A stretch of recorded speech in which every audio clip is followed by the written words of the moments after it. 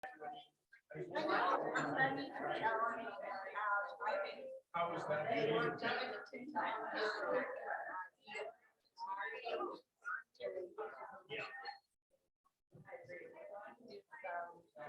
So my granddaughter lives in New York. That's a friend who's working on the Dow campaign. Oh, yeah. I know, but I know, yes, but there's a gal who's trying to take her out.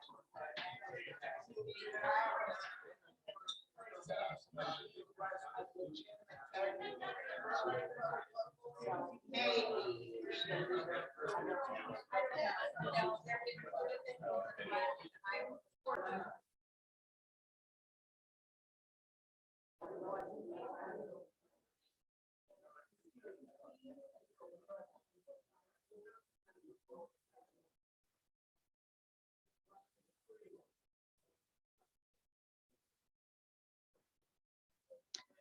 All right, good evening, everyone.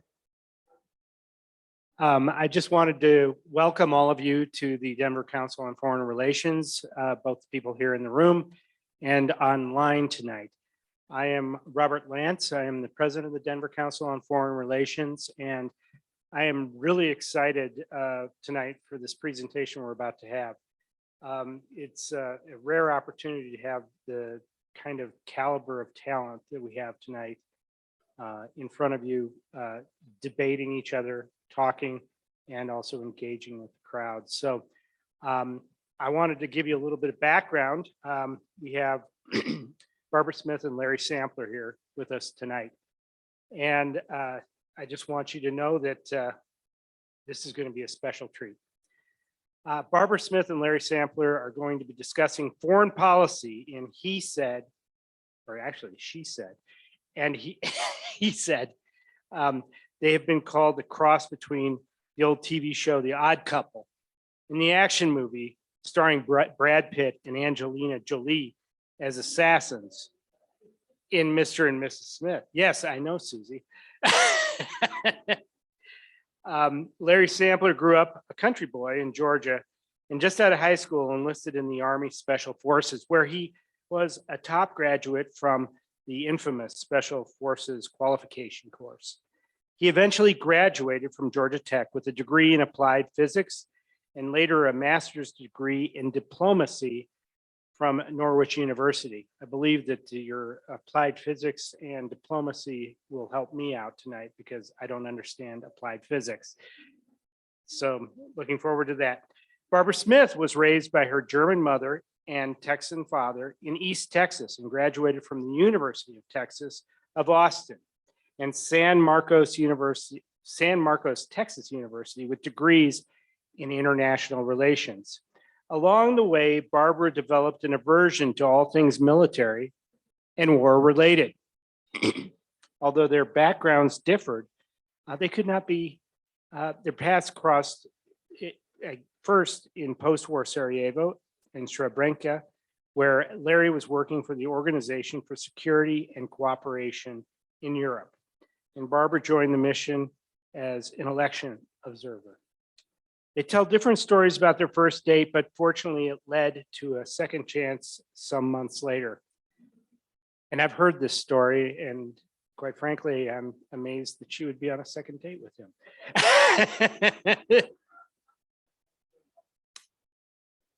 That is not to be attributed to the Denver Council on Foreign Relations. That was an opinion of my own.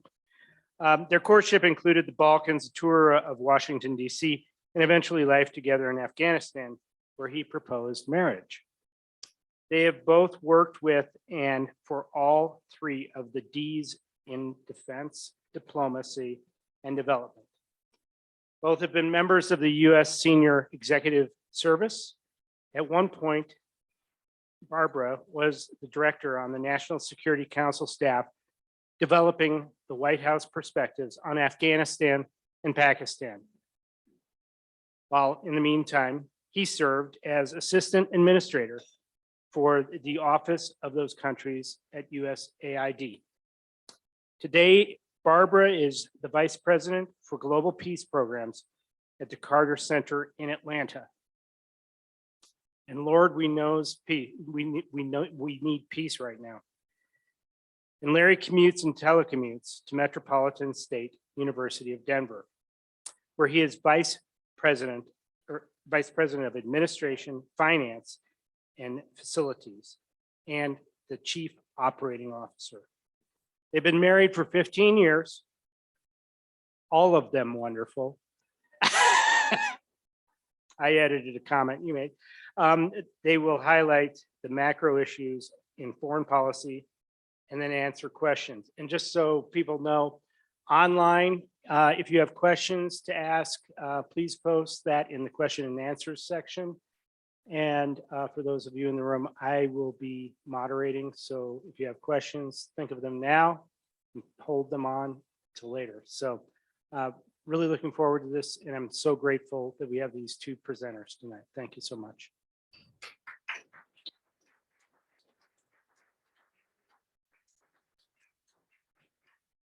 Thank you. This is truly an honor for me. I have moved out of the field of international development and international security into a university where the politics are much more divisive and much more bitter, but the stakes are not nearly as high.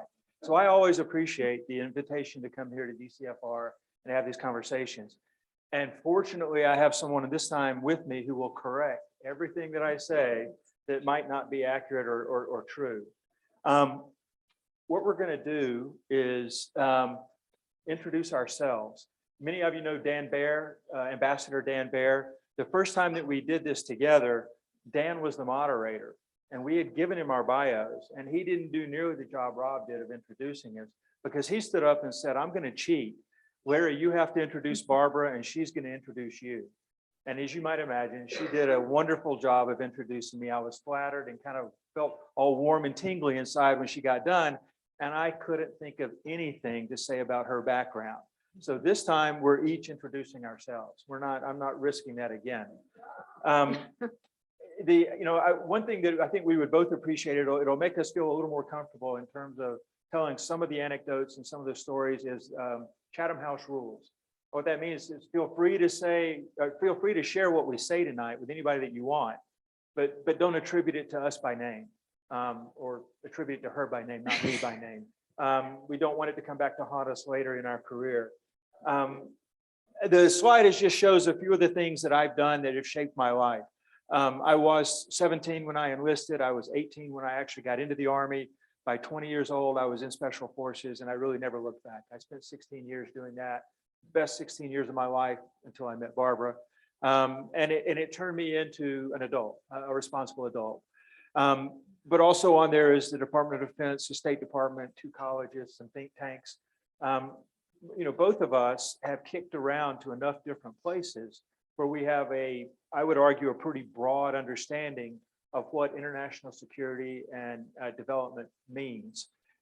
But we came at them from different directions. Mine was from a applied physics, military, kind of hardcore perspective, and hers was different. And our conversations at dinner, particularly when wine is being served, can often be fairly heated and entertaining. So that's my quick summary, and here's Barbara's. Okay, thanks. Can you hear me okay? Great.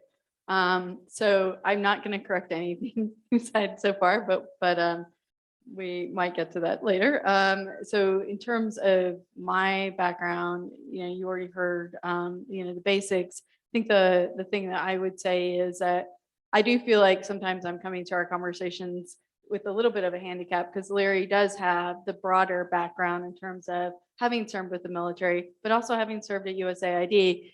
I started out working, sort of studying, I should say, international relations for policy, and I've pretty much stayed on that path throughout my entire career, as you can see. I would say, though, I did grow up, I should be truthful, I did grow up as an Army brat. My father served in the military, so I do have a great and enormous respect for the military and armed forces, and have worked alongside them in Bosnia, in Afghanistan, and many other places.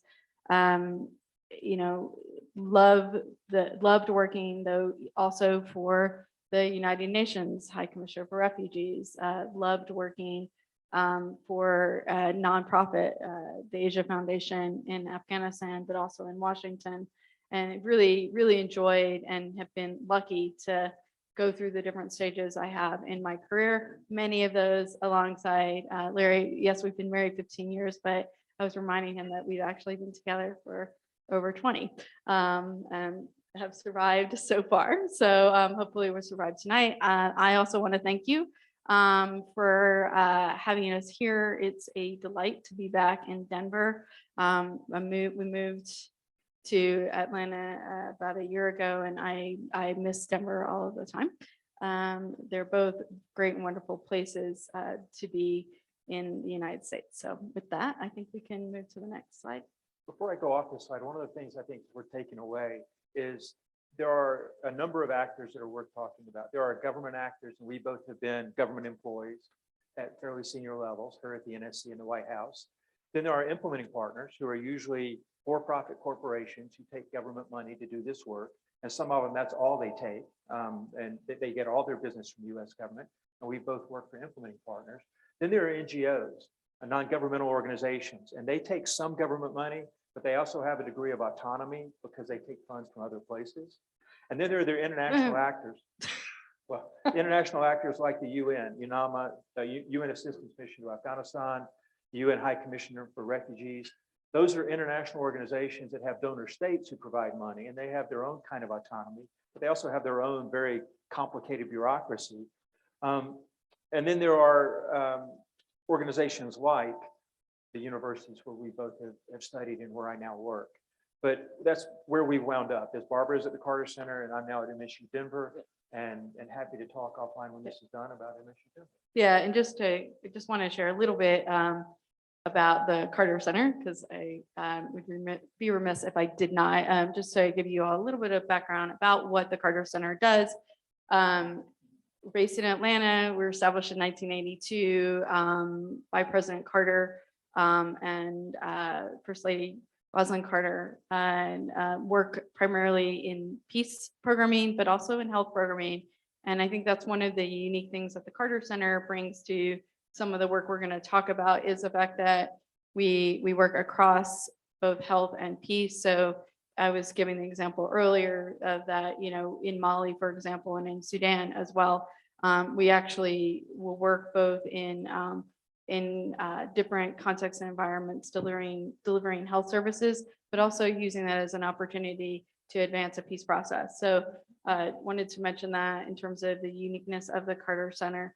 And then to also just mention that we'll get to also sort of just to add on to what you've said, is just sort of the different ways that, these, given how we described these organizations and how they get their funding, they also operate and approach peace in a very, very different way. So that's just a preview of our conversation. So before we start on the meat of this, the first date that Rob alluded to, Barbara was set up on a blind date with a lawyer from Canada who was as much of a peacenik as you could possibly be at that point in time. And he got pulled away and couldn't come. So my boss, who was the one who set them up, said I had to come stand in. I was and still am probably the opposite of a Canadian lawyer peacenik. I was a Green Beret. I was in Bosnia doing work for the military and some other organizations.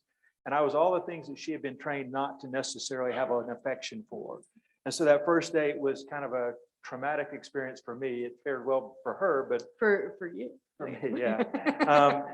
So this is what we're gonna talk about today. Barbara's gonna start with the words of a young girl's experience of war. And if you think about all the things going on in Ukraine right now, the scene setter is just a great way, in my opinion, to cement or at least place in our minds a vignette that isn't fact-based, it isn't about budget, it isn't about troop strength, it isn't about diplomacy, but it's about what war means for the people who have to experience it.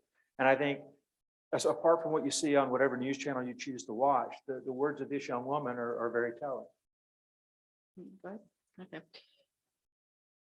So this is a vignette about what war is truly like. About 9:30, the alarm was given, and we children knew that sound and got up and dressed quickly and hurried downstairs to the cellar. Some minutes later, we heard the horrible noise, the bombs.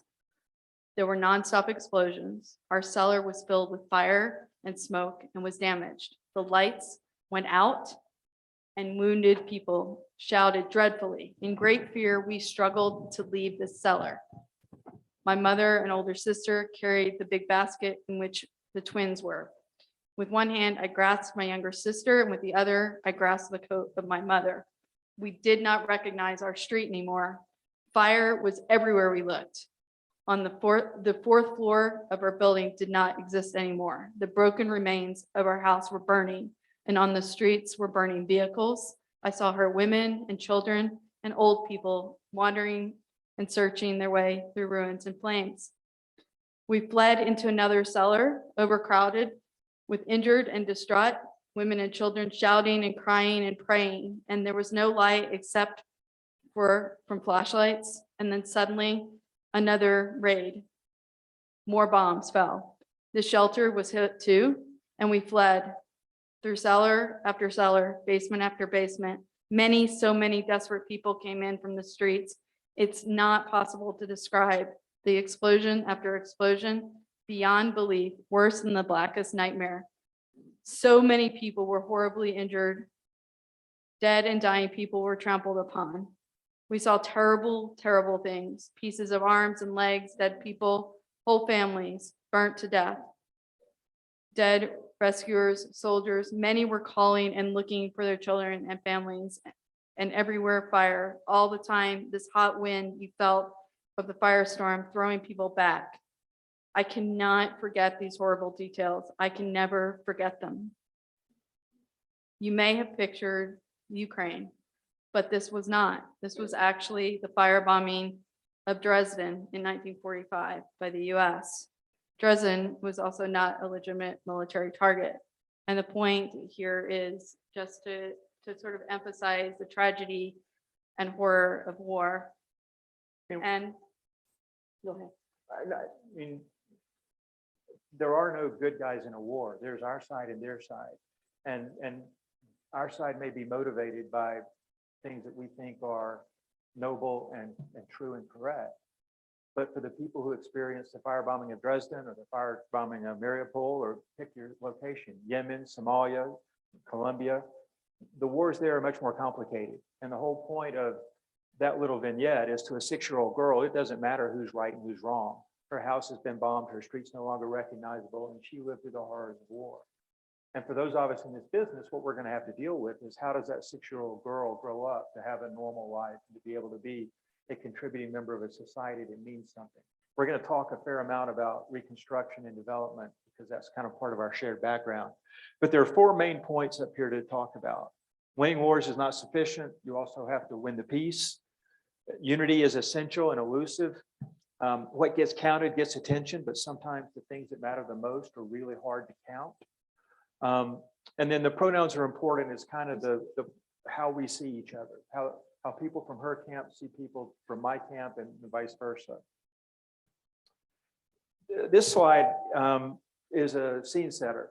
The point here is that the US spends more on defense than the next 11 countries combined. And you don't really have to be able to read all these countries' names, but China, India, Russia, UK, Saudi Arabia, the next 11 countries combined total $761 billion, and ours is about $778 billion. So there's a value for money proposition here. Is our military really that much better than the others for all the money we've invested? China has made a public statement in different settings over the past 20 years that they'd be happy to let us spend our way into second nation status. They don't spend that much on their budget. And do we get what we think we should be getting for that amount? This part of the slide is more about priorities. Our budget, again, $778 billion, and the blue circle at the bottom is the State Department and USAID.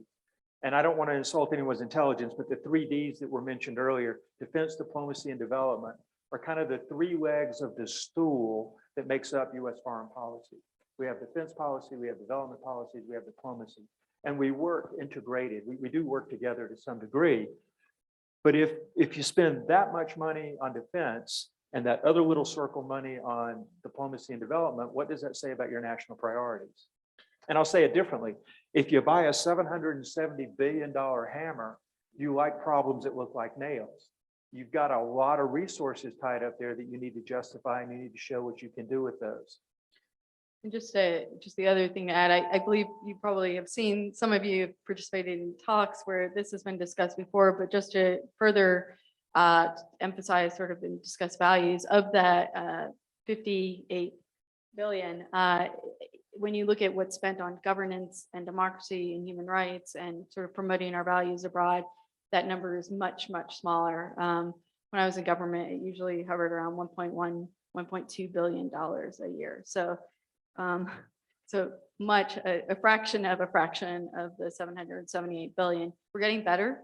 There've been increases recently, most notably in the supplemental funding for Ukraine, which specifically in the title of the supplemental talks about funding for defending democracy and human rights and our values abroad. But that was worth noting. These numbers are really big numbers, and I messing around a couple of days ago. If you took $778 billion in $1 bills, you could line them up and make 158 trips to and from the moon, lined up one to one, or one behind the other. If you did the 58 billion, it would be 11 trips to the moon and back. That's still a lot of money. But the money for the State Department and USAID also funds just their basic operations. We have embassies in over 180 countries with the entire physical plant and security and contractors. So the kind of the point to take away is, do we feel like we've got value for the money that we've spent compared to other countries? And what does it say about our national priorities when our defense budget is that much larger than the budget for the other parts of our national, pursuing our national interest abroad? This slide was one, Ambrose Bierce is one of my favorites. And if you have a restroom, and everyone does, a great book to keep in the restroom where the reading shelf is Ambrose Bierce's The Devil's Dictionary. He fought in the Civil War, and when the war ended, he was so disgusted with politicians and carpetbaggers and all those people. He wrote a dictionary of all the words people abuse when they're practicing diplomacy, statecraft, and politics. Diplomacy is the patriotic art of lying for one's country, was Ambrose Bierce's definition. One that I've heard used in other places is diplomacy is what you say to a mean dog while you're looking for a stick. The point of the slide and the title at the top is, I think some people view war and peace as kind of the yin and yang symbols, that they're easily discernible. This over here is war and this one over here is peace. But how you define the words has a lot to do with how you address the problem. And the words are not black and white, discernible one from the other. Most of the places that Barbara and I have worked overseas have been in some intermediate stage between outright war and between outright peace. And you could argue the same is true in Ukraine today. There are parts of Ukraine which are suffering the most horrible kinds of war, Mariupol being one of them. And then there are parts of Ukraine that are virtually untouched by the war. No shelling, no bombing. They're not untouched, but they're not nearly as dire as parts around Mariupol. So the whole point of this slide is to set the stage for the slides that are coming up, where we're going to talk about the nuances of war and peace and how you move from one to the other and how you try to prevent backsliding. And the only thing I would add, just to foot stomp or emphasize what he said, is we're currently going through a strategic planning process at my organization. And we even internally have had some really sort of intense discussions about how one defines peace. Typically, if you look at it, in the dictionary, it'll say the absence of conflict, but there's so much, as Larry's saying, there's so much more to a truly sustained peace. And it really does matter, at the organizational, but also at the strategic level. How are you defining what a sustained peace looks like? Because if you don't really have a sense of that, how do you know what you're trying to achieve? The first definition under alliance is the union of two or more thieves who have their hands so deeply in each other's pockets that they cannot separately plunder a third. The relevance of that is wars never fought in isolation. Our own War of Independence, it was the interventions of the French and other nations that helped tilt that war in our favor. The war in Ukraine is not being fought in isolation. The wars in Colombia and Somalia, where I worked before I took this job. In all those cases, surrounding countries or even distant donor countries have an impact. International alliances, the United Nations, the OSCE, donor countries have an impact. When we worked in Afghanistan, there were 58 troop contributing nations to the peace force there, each with their own different rules of engagement and their own different charters. And that confusion has an effect in the battle space or in the country where you're working. So the point here of this slide is really that the terminology can be misleading and confusing. And we have to acknowledge that right up front. So there's a couple of geeky slides here that I'm going to just build really quickly. This is a little bit hard to read, but it's worth sharing. That the x-axis across here is time. This is from the military, by the way. So the $700 billion hammer, this is their tool. So it means I completely don't understand most of what's on that Yeah. slide. Well, so across the bottom is time, as time progresses. These are phases of how the military approaches an engagement. And from bottom to top is the intensity of the military effort. And what doesn't show up from where I'm standing very well is there are colors here, things that ramp up. And you can kind of see a little bit of a yellow line here. What I want you to take from this slide, though, is really what builds over here. The military has 6 phases of an operation. You begin by shaping, and it may be global shaping or theater shaping. If you think about it, that's what the State Department was doing a couple of months ago on Ukraine, when we were releasing intelligence that the Russians are about to do something, something's happening, something's coming. That was shaping the global environment.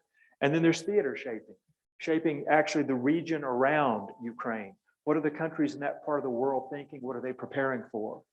That's a very low level activity according to the military, because that's not what you do with a $700 billion hammer. You want to go out and break things. So the part of this that you can't see very well talks about the active kinetic phase of combat.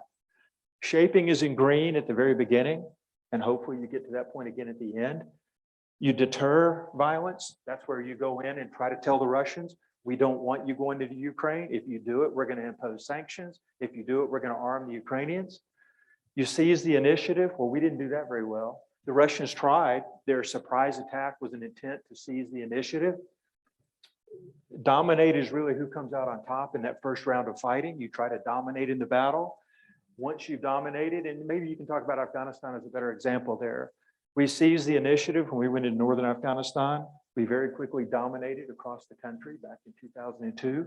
And then we began to spend 20 years trying to stabilize the place after we had done that. Very important that you enable civil authorities. We don't want to be in Afghanistan or in any of these places for any longer than we have to. We did stay for decades in Germany and in Japan and in Korea, but that's the exception, not the rule. We don't really have the resources anymore to project that kind of military presence overseas. If we take that sort of approach, I mean, I think that's where, as you were talking, sort of, again, thinking about one of the points I would make here is, this is how the military approaches it, but on the civilian side, you know, while there were those shaping, long before those shaping operations were occurring, USAID was present. They're trying to address the drivers or grievances of conflict with a program that's public knowledge. You could look back, working in Eastern Ukraine on the stabilization piece already. And we would use different terminology, right? So we would focus on humanitarian assistance at certain phases along here, and on resilience programming, and as we're going to get to here shortly, we're going to talk about, right, addressing sort of, do you want to go ahead and go to that? Addressing basic needs, and again, looking and analyzing why are people driven to conflict in both in that country, but also externally. So definitely using very different language, and also a much more complicated picture. They've got what are called, you want to explain what an op-ord is? It's on there. You know, you've got very specific guidance that comes out, whereas on the civilian side, I don't want to use the word chaos, but it's a lot more organic, right? It's a very different way to approach each of these phases. There's lots of overlap. It's not very clean cut. in the same way. And it's very, very context specific. These are the phases, right? Anywhere you're going to go as you know, if you're part of the US military operation. Yeah, a military planner would recognize this slide and these Yeah. 6 phases Oh, yeah. really easily. Yeah. Because if you're working in the Pentagon or you're working in one of the combatant commands geographically around the world, you're constantly dusting off your plan. And I'm sure when Russia went into Ukraine, that the military and the US military and European command, they had a plan just like this, of the 6 phases of the military operation. But what's notable here is the word that you don't see on this screen. Nowhere on here does it talk about peace. And that's because the Defense Department doesn't train to enforce peace. They train on the phases of a military operation. Now, I colored shape at the top and the bottom green to show that that's a more permissive environment. It's probably more peaceful than the dominate part in the middle. But again, the point of this slide is to capture the fact that we have an entire part of our government that's funded to the tune of 15 times more than the other 2 parts of our government. And peace is not really something that they plan for. They can hope for it and they can enjoy it when it comes, but they don't plan for And it. I would say one of the other reasons I firmly believe we don't have, you know, something that's more refined on the civilian side, we just don't have the time. One of the jobs, the roles I was lucky enough to play when I was in government was as the deputy coordinator for USAID for the response to the Arab Spring. And we literally, when everything that happened in 2011 happened in Tunisia and Libya and Egypt, we were, to be honest, we were scrambling. We were scrambling to put together a task force and to, put together a comprehensive, coherent response with, several dozen people. Meanwhile, DOD had, literally an army of people to sort of throw at these efforts. And so I think it often we feel like we're playing catch up to DOD. I remember one colleague saying, gosh, I just don't know what I'm going to do. We're getting all these requests from Department of Defense. We really appreciate the skills, I would say, that their civilian counterparts have, but they might put in 12 requests for one person, that would actually be able to fill that role. And so it means that we're not effective at even advising Department of Defense on sort of the peace aspect of things. There's a sad joke people tell sometimes to make this point, that there are more tuba players Yes. in military bands around the world than there are Foreign Service officers in the entire State Department. I don't know if that's literally true, but it's pretty close. And in a personal example, when I worked at USAID working on Afghanistan, the Defense Department had what they called a military surge. And I don't remember the exact year, maybe 2007, 2008, somewhere in there.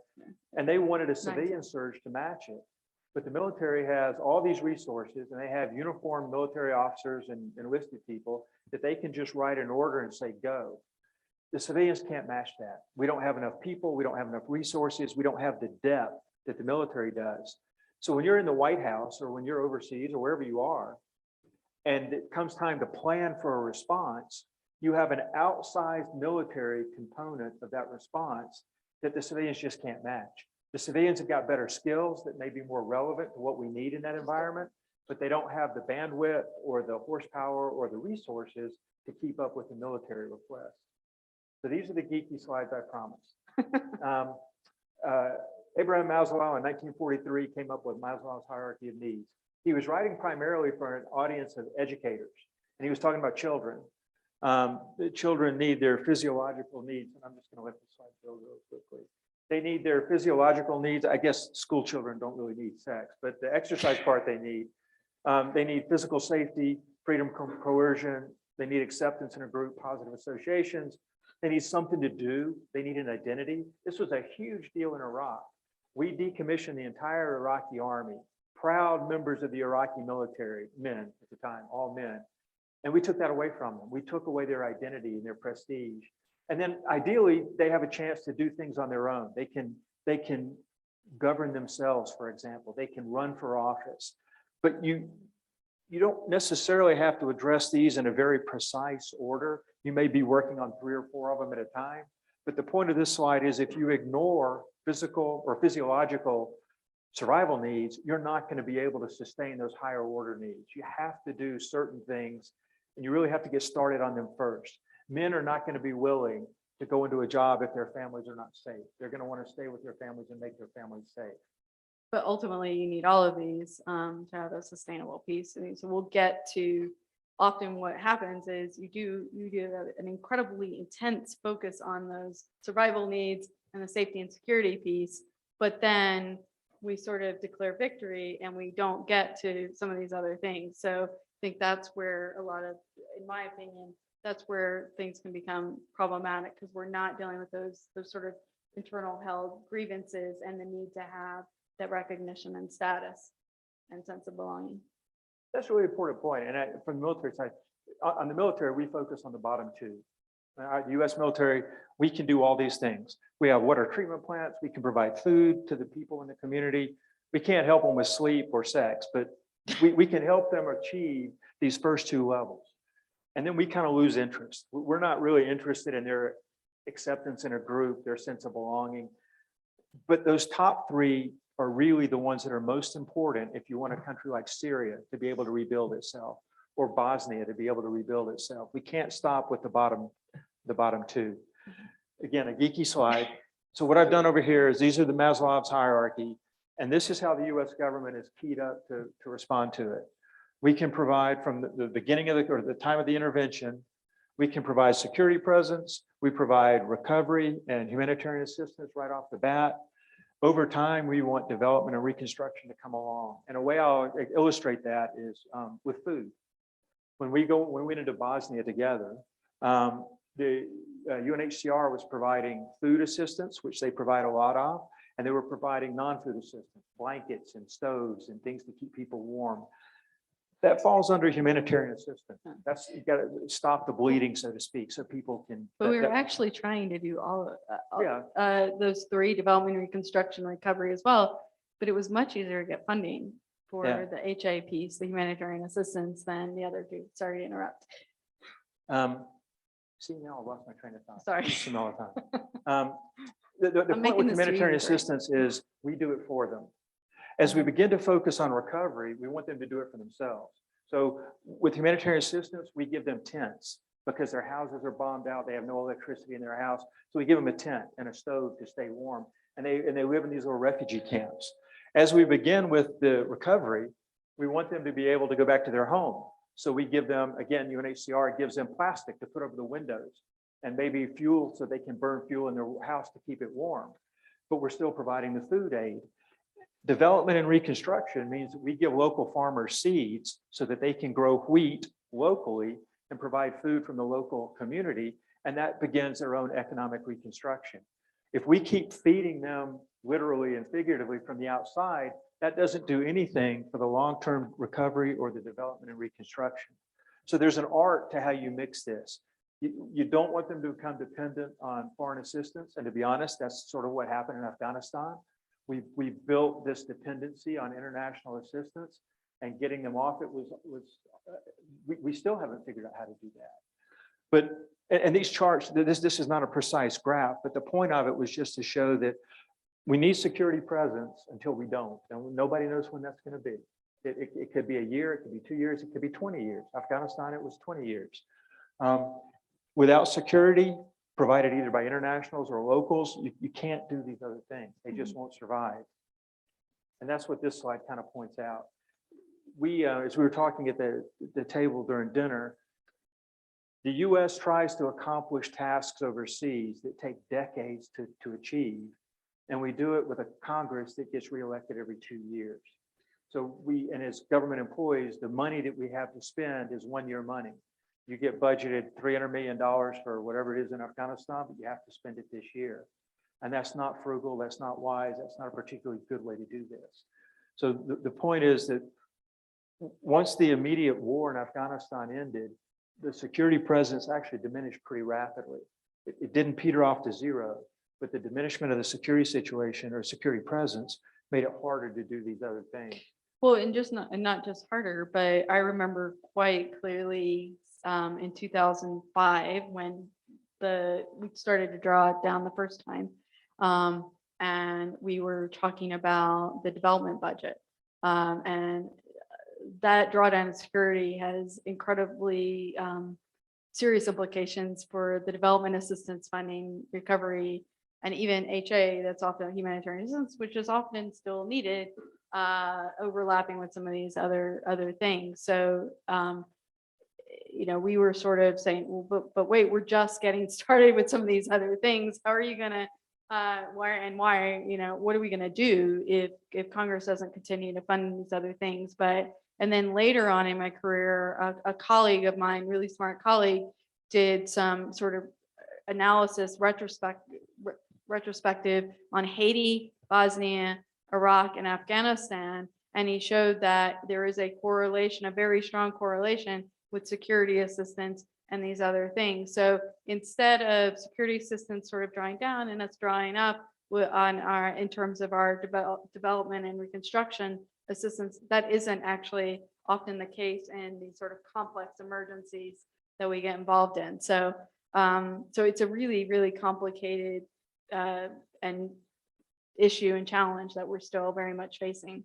It's a conundrum that when the military is there, Congress is interested. When the military leaves, Congress loses interest. And it's harder to keep these other projects afloat. We're changing topic a little bit now. And this is talking about the challenge of how people see the problems that we're dealing with.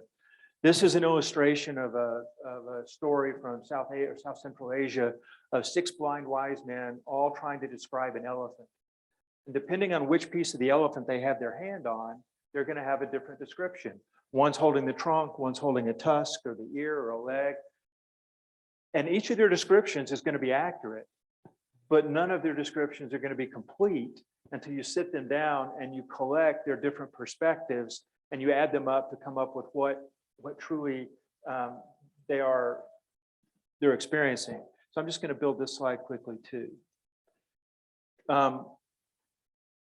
Thinking just about the US government, but you can also in the back of your mind think about the international community in Afghanistan. Again, I said 58 different countries that were troop contributing nations to the peacekeeping force there. You can't have a unity of effect. We all want to accomplish the same thing in our hearts, but if you don't have unity of action, you don't have unity of effort, if you don't have unity of vision, you really can't accomplish the same thing because your own internal biases are going to creep in. The Italians have a particular way of doing policing that's very different from the Brits. The Brits have a different form of law than the French do. And depending on your interest, you're going to see different visions. So you have to have unity of command. We had that in Bosnia. In Bosnia, the Dayton Peace Agreement created something called the Office of the High Representative. And it was always a he, was over all the nations that were working in Bosnia together. The high rep was the guy. And if there was a conflict about do we do it this way or that way, it went to him and he resolved it. We didn't have that in Afghanistan. In fact, to my knowledge, we haven't had that in an intervention since then. Well, because there's been a lot of criticism about it. It was viewed as sort of the US coming in and being the proconsul of a foreign country. So I think that's sort of the international community, not the US necessarily. But I think it was a mistake. I mean, it's a challenge, and until we figure out how to fix it, we're going to continue to have work at cross purposes. Great examples in Afghanistan was rule of law. And I won't get this right, and I sat at a table with at least 2 lawyers earlier, but common law and whatever the other version of law is, the French practice law differently than the Brits do. And depending on where you were in Afghanistan, in some places it was the Brits that were working on rule of law, and in other places it was the French. And when these Afghan judges would get together to have a conversation, they were not even close to being on the same sheet of music. But you don't have to talk about the international community to do that. If you're in Afghanistan and you're a young foreign service officer like Barbara, and you're working with a young military officer in the field somewhere out in Afghanistan, think about how far up you should have to go before you have a common point in your 2 chains of command. She's working, we're both sleeping on the same compound. It may be no bigger than this room, in little huts and shelters. And every day we go out to work and we're working on the same projects. If she's working for a boss at USAID and State Department, and I'm working for a boss at the Defense Department, the first place where our lines of authority join is at the level of the president. Because her boss, her line of command goes up through State Department, USAID, State Department, Secretary of State to the president. Mine goes up through the Department of Defense to the president. The ambassador notionally is supposed to be that person, but we have never in any intervention that I'm aware of persuaded the US military to suborn their leadership and their chain of command to the US ambassador. So Yeah, I was just gonna say, even when we've tried, so you all have probably heard of PRTs, provincial reconstruction teams that we had in Iraq and Afghanistan, right? And there were different models that were established in both places. One with DoD in charge, one with State Department, but it never worked because people ultimately felt beholden to their other chain of command back to Washington, and they would call back to Washington. So it became pretty problematic. But the other point I was going to make, when I was at the White House, one thing that surprised me was even at that point, you had these sort of, very serious disagreements between the interagency at the head of agencies and departments level. So it really did, particularly on something as, critical as Afghanistan, as much as it was in the news, it was so high stakes, we had troops deployed, et cetera. It really often would, the decision would ultimately ally with the president. And even then you would see, and again, Chatham House rules, right? You would see within the interagency, if a different department was uncomfortable with that decision, that there wasn't as strong support maybe as you would need. And I'm being super diplomatic with my language, right? But to get that true unity of command and vision and effort that is absolutely needed in this context. So we really haven't figured out how to break the code on this problem and challenge. I was just texting with some friends earlier today saying, hey, what are your perspectives on how this is going with respect to Ukraine and the interagency, what we call interagency coordination amongst departments and agencies. And they said, you know what, we've made some progress, but it's still highly problematic. We were talking about going back to what we were saying a minute ago about the reconstruction work that needs to happen, the humanitarian assistance work. And this colleague who shall remain nameless was saying, look, we're still, the supplemental funding accounts for these things, but we're still not getting the kind of coordination we're going to need ultimately, when and if we hope that time will come very soon where we're able to go in and help to rebuild and reconstruct. So long way, the bottom line is a long way to go. This is a huge, huge challenge that can't be sort of underestimated when it comes to our success in these kinds of engagements. So before I move off this slide, the point is, we don't see the problem the same way. And we don't really have a fusion center that effectively takes these 6 different perspectives and kludges them together into a puzzle that looks like the composite picture. And in addition to not seeing the problem the same way, we have different mandates. Yeah. USAID thinks we should be educating girls. The Defense Department thinks we would be killing terrorists. The State Department thinks we should be building the government in Afghanistan. So we don't have unity of command. And that leads to the next slide, which Congress has given us huge amounts of money to do this work, and they want to know what are our metrics of success. How do we measure that we're getting the job done so we can eventually leave? And there's a saying, and what gets counted gets attention, but sometimes the things that matter most are really hard to count. And so if you think about if you think about Vietnam, the war in Vietnam, the major metric of success for most of those years was body counts. It doesn't take a rocket scientist to understand that when you're fighting an insurgency, body counts are probably the worst metric you can use. Because if you count bodies as a sign of success, commanders are going to go out and kill as many people as they can, enemy combatants, hopefully, but they're focusing on the killing part of the war, not countering the insurgency, which is what they're really there to do. And so I've used this slide at the National Defense University and other places, trying to explain to the military the challenge that the civilians have on their side. If you're working to support an election in Afghanistan, your metrics of success have to do with civic education. And this is an illiterate society. Afghanistan, 90% of the country couldn't read when we were in the first election there. So how do you measure that? And I would tell people it's like counting the black dots on this square. If you sit and look at the black dots and try to count them, they change even as you look at the act of looking at one of the dots changes where the dots are. Just to add that, what we ended up doing is counting number of voters that voted, registered and voted, which wasn't the right metric at all, but there was such a demand to deliver some sort of countable metric. Instead, it should have been about the competence in election processes, their understanding of what that actually meant, governance, et cetera. And it ends up oftentimes being how many people participated in X or Y. And it's definitely not the right way to be doing this. That's a great point. I mean, just like the body count in Vietnam, how many people did you register at your voter registration tent today?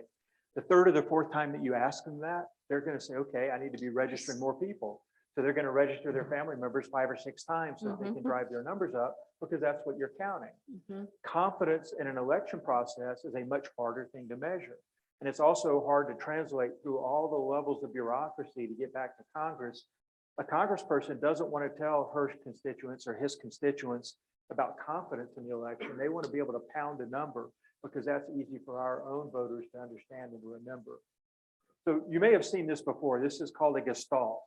And some of you are going to look at it and see a young maiden kind of looking to the left of the screen. And some of you are going to look at it and see an old Scotsman looking to the right of the screen, or possibly an old maid wearing a full fur collar. It doesn't matter which one you see. And these are fun to play around with. The point here is when we look at a particular problem in Afghanistan or Syria or Ukraine, wherever we're working, what you see is what you're going to try and treat. And if you see the young maiden, you're going to respond one way. If you see the old crone, you're going to respond another way. And if you see the Scotsman, you're going to want to go have a drink. But how you look at that and what you see when you study the problem is a function of where you came from. The Defense Department, again, a $770 billion hammer, they see problems as a military conflict. They just do. I'm not saying every single one does, but as an organization, they just do. And if you're USAID, you can solve any problem through education of women and girls. Right? Any problem. True. Come on.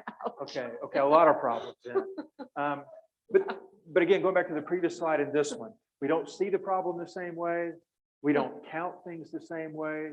We don't have unity of command, and it creates sort of a constant chaos that we wound up doing our work in, and that's a challenge.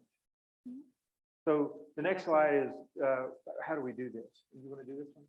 Sure. You want me to build Yeah, we all at can. once? Yeah, let's just build it all at once. So this is one that a slide developed for National Defense University. We're trying to train them to how to work with civilians. And the slide speaks for itself for the most part. Yeah. I mean, obviously it's how we see each other at the top. And then, there's a lot of truth to the non-italicized bullets, right? And, on the civilian side, I already mentioned really decentralized authority, consensus decision making drives Larry crazy, I will say, right? But, I see the rationale and reason for that, particularly when you're going to be in a country for the long term and you want buy-in from the local population, what you're, in terms of what the overall objective or goals are. You want to have that kind of consensus. You don't want to just tell people what they should do. Peace building, peacemaking, versus peace enforcement. One of my personal disappointments or things that makes me sad is that, the military was focused on growing its cadre of civil affairs officers, people who can kind of bridge that gap between civilian and defense, and focusing on a peacekeeping sort of institute and training officers on the peace building and making. I think that would have been very helpful, but it's still, I occasionally get the opportunity to participate as a civilian in military exercises. And it very much, absolutely Larry's so right, it really is still so focused on the peace enforcement or the fighting aspect. You know, we ourselves still debate these also as well, I should say. The donor dependent versus funded by government. Just yesterday, we were kind of debating whether those clearly describe our different sort of sides. And I'm kind of being unfair to Larry because he is both he has been a civilian leader and a military leader. And then of course the focus on staying and leaving piece. In a lot of cases, we actually really want the US military to stay because it helps secure, you know, or enable us to do what we need to be doing on the civilian side. So we kind of wish that we could convince them to change and adjust some of those things as well. What else? What else I missed? Well, so two observations. One, the way a decision gets made in the military, a commander has a particular challenge ahead of her. And so she articulates what's called the commander's statement of intent. We need to accomplish X. And then she sends her staff and says, go plan. And they'll spend ever how long they have, a day, a week, as much time as they've got, and they'll fight like cats and dogs, and they'll argue and they'll propose and counter propose. And then they come back to the commander with 3 possible courses of action. We can do this, we can do that, or we can do this other thing. And here's the consequences of each. And the commander hears them out. And after she's heard them and asked a few questions and maybe sends them back to the drawing board once or twice, she makes a decision. And once the decision is made, it's done. Everybody's on board and they go out and execute. That's not how decisions get made in civilian organizations in the US government. State Department, USAID, NGOs, it's not that way at all. Very, very different. As Barbara said, their training is different. Diplomats are used to getting everybody on board. I've sat in these meetings before for hours where everybody gets heard. Everybody has to have their say. And then the solution a lot of times that they come up with is a compromise. They take a little bit from each of the people who feel strongly about their solution, and what they kludge together looks like a Frankenstein. There's a saying in Afghanistan that a camel is a horse that was designed by a committee. So in diplomacy, consensus building is really important. In the military, command and control is really important. But these post-conflict settings are a hybrid. They're somewhere in between. So how do you lead and manage and make decisions when you don't want to be autocratic, you don't want to be ham-fisted like the military, but at the same time, you can't afford to have a camel when what we were actually looking for was a horse. Although if you don't have either, then you have nothing to That's ride. I mean, and that's the problem, right? With sometimes with not looking at things and trying to build consensus, particularly in a peace process, because you can browbeat, you know, an opposition leader or a commander, local commander into agreeing with you, but then when you leave, you ultimately don't have their buy-in. So that's kind of the wisdom behind a little bit of the wisdom behind the consensus building piece.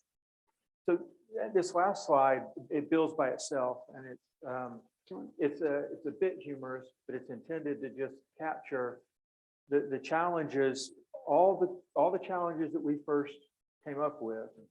This is sort of a pictogram of how that plays out in the field.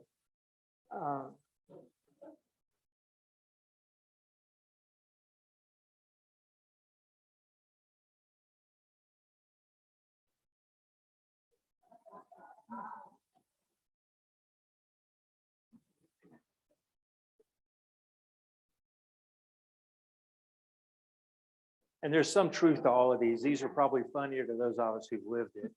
But what the press reported and what Congress thought they funded is certainly true. And this is the last one. So kind of in summary. Here we go. I mean, I don't want to read the slide to you, but War and Peace is a long book for a reason. They're not yin and yang. If you leave here with nothing else from our conversation, recognize that War and Peace is sort of a graduated scale from dark black to bright and shiny white. But in between is where most of us live most of the time, particularly in other parts of the world. Peace after war is particularly hard. Maslow's hierarchy is a pretty good roadmap. If those of you who've done this kind of work, there's something called the Spear Handbook, which humanitarian professionals use, and it really is an articulation of how you address this hierarchy of needs. And for my last comment, getting the right people into the room, getting them to agree on what they're seeing, hearing, thinking, planning, and doing is an enormous task. And we're not optimally organized for either, although we have made some progress on that. And the pronouns are important. Who are we?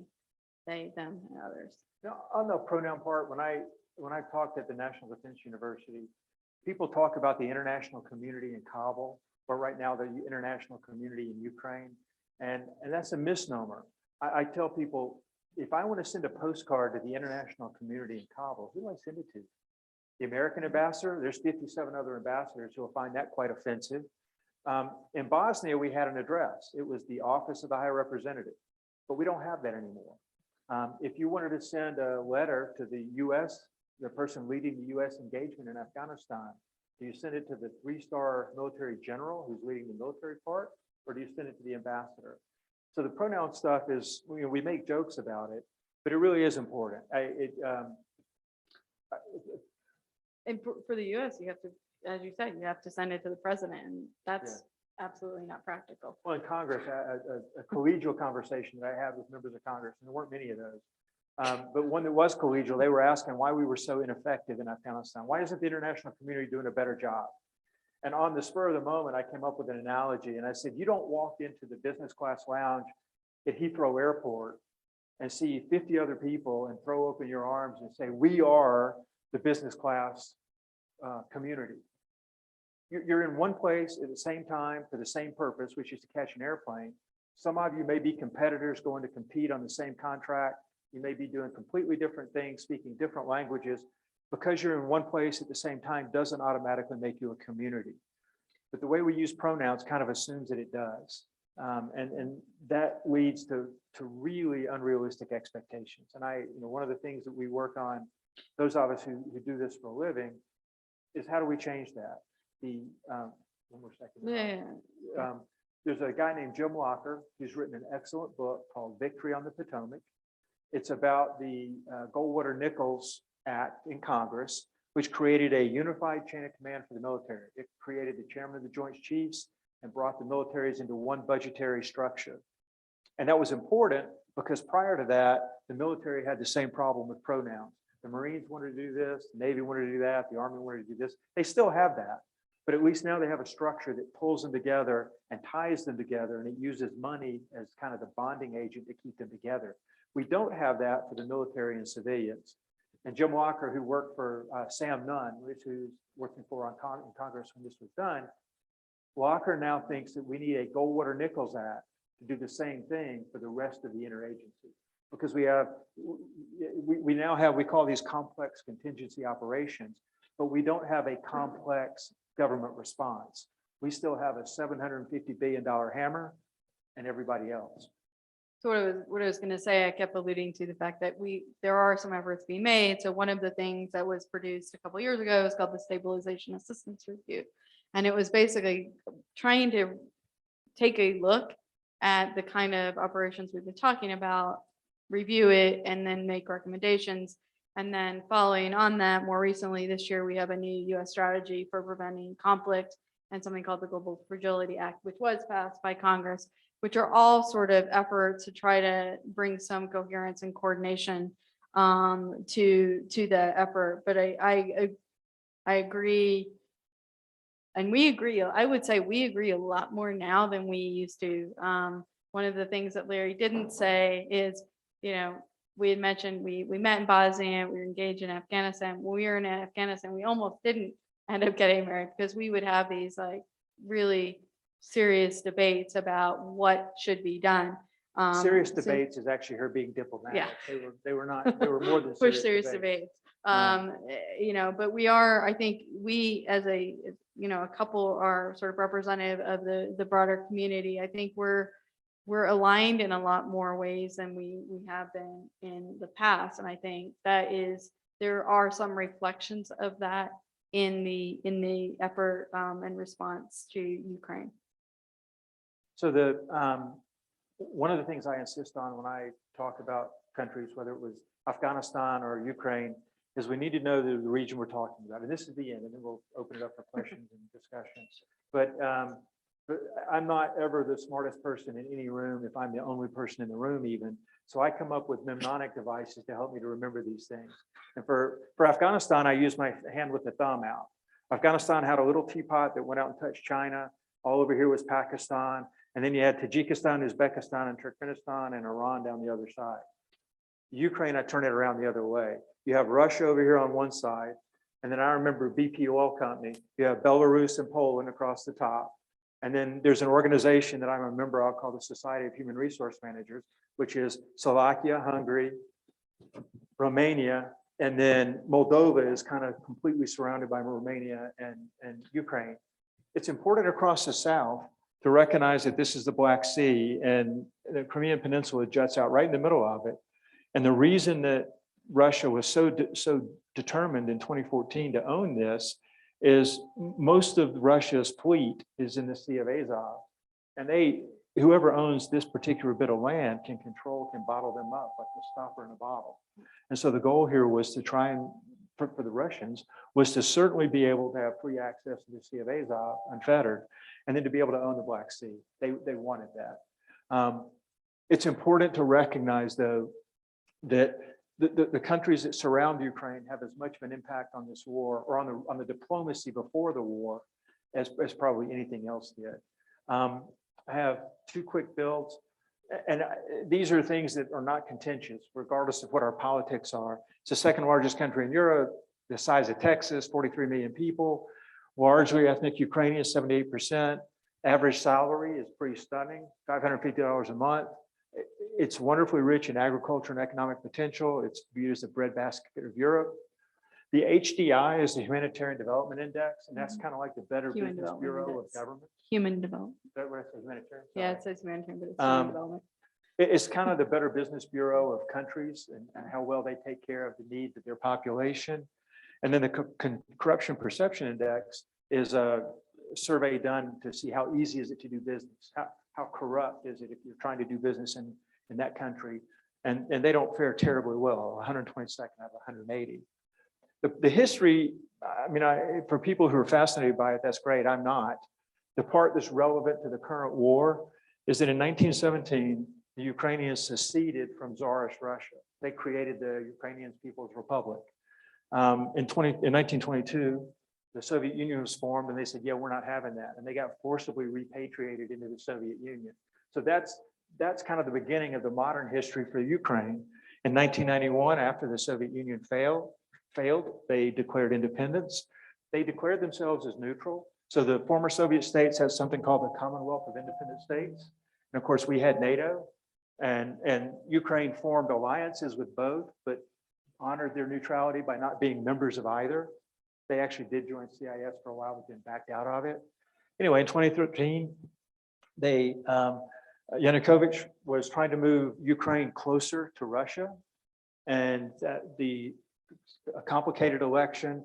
It led to what they called the revolution of dignity, and a new government being formed that was very pro-NATO. And that's what began the lead up to the current conflict, was that Putin did not want to tolerate this much. And again, a lot of the wealth of the Soviet Union was in Ukraine, and he didn't want to lose that. He didn't want to lose it to NATO, but he didn't want to lose it at all. He also personally has been very affected by what he considers the national humiliation of the dissolution of the Soviet Union, and he's wanted to roll that back and recreate some follow-on to the Soviet Union. There's been things written in the press about statements that he and others have made about what the new near abroad will look like for Russia, and what other countries might be pulled back into a Russian orbit. So, go ahead. Well, so the title of the slide is "Let's apply this what we talked about to the situation in Ukraine." And I already mentioned the supplemental funding. A couple things to mention. We talked about how the U.S. Congress and the domestic audience, they grow tired, right? and I was noting today, just today, that, if you turn on CNN, it used to be 24/7 Ukraine, right? And now you're seeing it slowly fade. And it's important to mention that because of this statistic, and that's that your typical civil war lasts an average of 7 to 12 years. So we could be in for a very long conflict in Ukraine, and what and how are we going to respond and sustain engagement and interest in the conflict there. A couple other things I wanted to mention because we didn't get to them, and then I know we've got to open it for questions. A couple of things I think we're doing right is being more strategic with sanctions. I wanted to mention the Carter Center here. One of the things we've been doing in terms of our work on Syria is looking at how you can approach sanctions in a much more strategic way, as opposed to blanket sanctions, sanction directly individuals, as you've seen happen. For example, use sanctions as more of a tool, as opposed to, again, just blanket sanctions across the board. We are integrating, basically tools that we have to counter dis and misinformation, what's called malinformation. So I think we're doing that a lot more effectively, both us and the broader we as NATO as well. And then just a greater recognition, as I mentioned, of governance and what we should be doing to engage the broader community as well. What is looking at it more broadly in terms of China as well, et cetera. But I'm going to stop there because I do know we've run out of time. So All right. Question. what are your questions? Yeah, so any questions in the audience tonight, and also online, you can text us or not text us, but the Q&A section. Question back here. Thank you. Hi, thank you very much for a wonderful presentation. My question has to do with what would you have done if you were in the Situation Room as the Ukrainian invasion was unfolding? And just as background, I am a retired Foreign Service officer. My last posting was as human rights officer in northern Iraq, immediately post ISIS. So I listened to dozens and dozens of firsthand accounts that sounded very much like your Dresden story, with the addition of unspeakable sexual violence. So what that taught me was there are forces in the world that can only be met with a hammer. So my question to you is, what would you have done? And do you think we are doing enough in terms of deterrence militarily? Yeah, so deterrence is not just militarily. A large part of the deterrence has to do with our economic power. And that's where our relationship vis-a-vis China is so important. When we in the Soviet bloc were the two sole economic powers, there wasn't another place to turn for economic assistance. I actually sat through a presentation here with DCFR last year, I think, where somebody talked about the New Silk Road and China's entry into this foray. And they have a model where they will go into a third world country, offer them all kinds of financial assistance secured against particularly attractive pieces of property like a harbor or an airport. And when that country can't meet the debt, they collect on it. So we need to maintain, if we don't want to constantly be using our hammer, we need to maintain our ability to deter in other ways. Diplomacy, economic, are certain ways that we can do that. And I think we need to reinvigorate, in terms of deterrence, we need to reinvigorate the United Nations and their ability to bring multiple countries to bear, because I don't think the next century is going to be one of US hegemony around the world. We are not going to be the sole superpower going forward. But I think you asked specifically about if you're sitting in the Situation Room. And I think the other thing would be, just building off of what Larry was saying, is that, the way that the invitation list, you probably know, this is a little inside baseball, it's probably very focused on bringing the people in who are working on that region. So I think we do need to think more broadly, thinking about engaging China One of the things we did at the Carter Center was we did start to engage the Chinese embassy here in Washington. Our CEO put out an article. President Carter wrote a note to President Xi. We talked to State Department about how do we engage and motivate the Chinese and convey that it is in their interest to help to put an end to this crisis.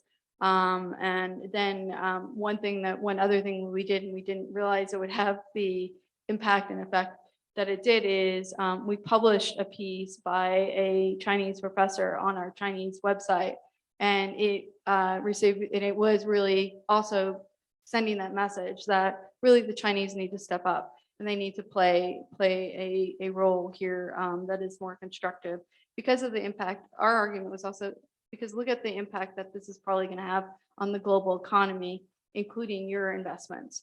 And that piece saw over 1 million views before the Chinese shut our website down. But I think that if I were in the White House, the message I would give is we need to definitely think more broadly. What are the other tools in our toolkit that we can bring to bear? To your point about are we doing enough militarily as a deterrent? I'm honored to consider General Mattis a friend of mine. We worked together in Iraq and in several other places. And when he was at CENTCOM, I asked him one time, he was getting very involved in Afghanistan. I said, why are you getting so involved in one place? You've got the entire theater to worry about. You need to be thinking strategically. And I said, who do you talk to when you want to have strategic conversations about how do we deter unwelcome behavior? And he made a really telling comment. He said, there's nobody in US government who truly thinks geostrategically anymore. George Kennan in the old days at State Department, they did, but that's gone now. And he said, when I want to talk deep strategy, there are 3 people I call, none of them are Americans. So we lack the ability, okay, Chatham House rules. We lack the ability to have those deep strategic thoughts about how do we do X. The second point I'll make is we both were exposed to President or Vice President Biden during the Obama administration. She saw a lot more of it than I did. And she'll correct me if I get this characterization wrong. But he's not a fan of military adventurism or seeing our military used overseas a lot. He views it as a defense mechanism, not a policing mechanism around the world. And I think there's a legitimate concern around Ukraine that hampered our ability to engage maybe as aggressively as a lot of us thought we should, which is fear of nuclear confrontation. All the nuclear countries now have both theater strategic nukes, but they also have something called tactical nuclear weapons, which have a much smaller yield and a much smaller footprint in terms of the impact that they have. And I think one of the fears, well, one of the red lines that were drawn in policy circles for all of NATO was none of us can get into a direct conflict with Russia, because that then becomes an Article 5 issue, which in NATO, Article 5 says if the Soviet Union or Russia attacks any one of us, then we all have to respond. So I'll go out on a limb and say, I'm sure there were policymakers around the NATO leadership table who said, even if it means we lose Ukraine back to Russia, it's still not worth an Article 5 conflict with Russia, because that's too likely to become something that we can't walk back from. It's too likely to escalate, particularly with Putin showing some of the instability that he's showing as an individual. They were afraid that he would escalate to the nuclear option. I think that kept us from being as responsive. Thank you for a very interesting conceptual discussion of the issues that we face in dealing with problems like Ukraine. And you've identified a wide range of both structural and cultural issues that limit our abilities in Washington. And there was one solution that you suggested, is basically to replicate what has happened to the military on the civilian side. What else would you suggest? After all, I think back to Eisenhower, who warned us of the military-industrial complex, and it seems to me as though that's still there. Yeah, so for those who were online and maybe didn't hear the question completely, in addition to a Goldwater-Nichols Act for the rest of government, what other things might we consider? And mention the military-industrial complex. Go ahead. Immediately what comes to mind is additional funding. So we should change the calculus in terms of what is funded and how things are resourced, because even if we create a different structure, you're still going to have that disparity. So I think that is really, really important. I think we need to also look at the way we're staffed as well, because even if you have the funding, there are limits on the number of staff, for example, that USA can recruit, because there are actual caps. So they have to outsource a lot of their work, which adds, I think, to the chaos and the lack of coordination. So I think that's another piece. I also wanted to mention another thing that I think is critical as we're engaging in some of these contexts, and that's that roadmap, the peace agreements. We really, I think, need to revisit the art of creating a peace agreement. We talked about Dayton, and comparing and contrasting that to what was in Bonn, which was so light. Bond was a piece of Sorry, agreement for Bonn, Afghanistan. exactly. So I think that's another thing that we should do. And then we should also invest. I was talking to another in our education across the board. So we need to rethink how we're training our interagency colleagues. Those are the different things that I would add. What else? No, I mean, you ask a great question. I think the main thing we could do to get better at this is a Goldwater-Nichols Act for the entire interagency. The days are gone when we can afford to have a purely military response or an overwhelmingly military response. It has to be interagency. And I think also we need to go back to some strategic thinking. There's a bureau at the State Department called P, is that right? Yeah, planning, Yeah. which used to be kind of the Policy. brain trust for the State Department. It's where- Policy, exactly. Thank you. Policy Paul, planning. yes. Yeah. And it's where all the smart people went, and they didn't have day-to-day responsibilities for any particular thing. They were there to think that they were the George Keenans of the world, who think big thoughts about how we accomplish big strategic goals. And then another thing I think we need to get back to is regional focus and regional understanding. We've defunded our ability, our language training to an embarrassing degree, at least on the military side. And we've encouraged people to be like I am, a jack of all trades, master of none. So that when we went to Afghanistan, we had no Dari or Pashto language to speak of. One university, I think, in the United States still taught Dari and Pashto. So we need to rethink regional specializations if we're truly going to do this. The alternative, and it's one that will be key in the 2024 elections, is we become a bit more isolationist. I'm reading a book about the run up to Pearl Harbor, which is an anecdotal series of hour by hour, who did what. And the role of the isolationists in the United States prior to the bombing of Pearl Harbor, and where we might very well have wound up had the Japanese not bombed Pearl Harbor, we might not have gotten involved in that war. So I think we're moving back. There are elements of the United States that are moving back in that direction towards an isolationist America first. In fact, that's what they called them before World War II. They were called America Firsters. And it's kind of ironic and I think unfortunate that we're resurrecting that notion, but that's certainly a possibility that we will go back to. If we don't have a direct interest, we're not going to pursue it. But I think the bottom line is Jim Walker's notion of Goldwater-Nichols for the entire. And I disagree. I think that's important, but I just don't think it's sufficient. I think you're gonna need the resourcing, you're gonna need the training, you're gonna need some of these other things in order for that to be effective. The challenge of redoing the money, if you go into the Pentagon Congressional Affairs Office, they have a map on the wall and it's electronic. And it shows to every single congressional district how much money the Pentagon has spent in that district and what they spend it on. So getting members of Congress to vote to take money away from the Pentagon is going to be hard. When you turn to USAID and say, what have you done for us?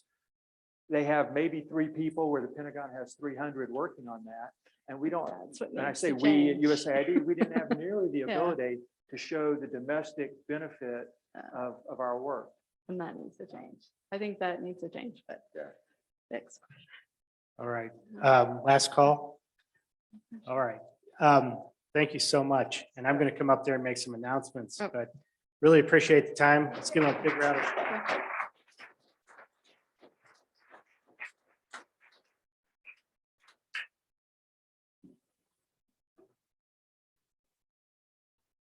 Good job.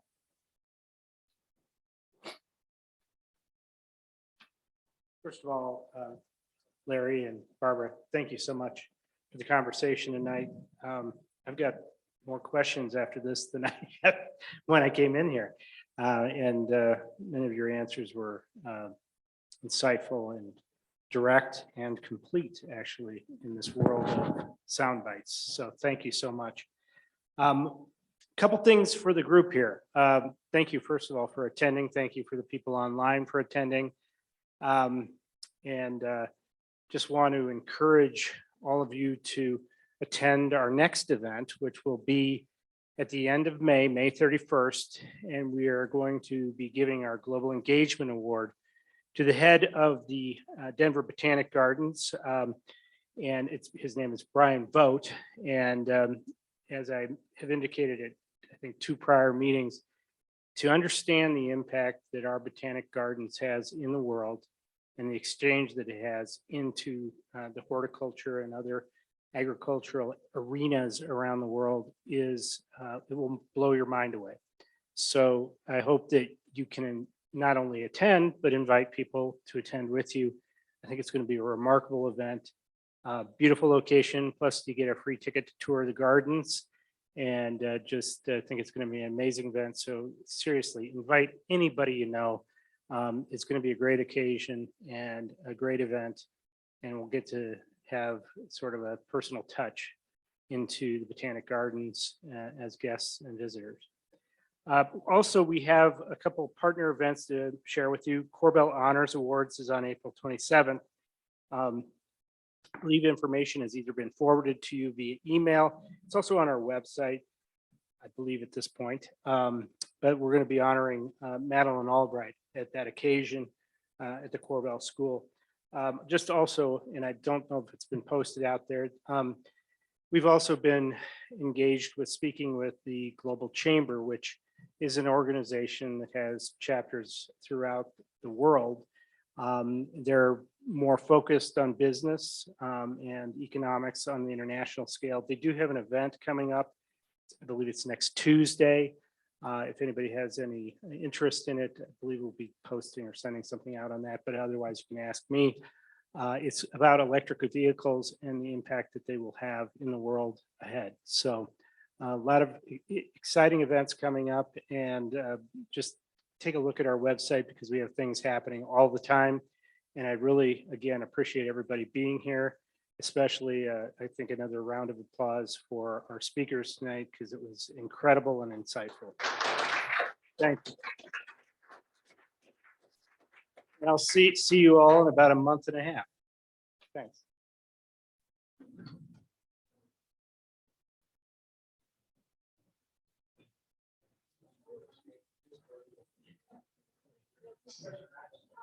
Thank you.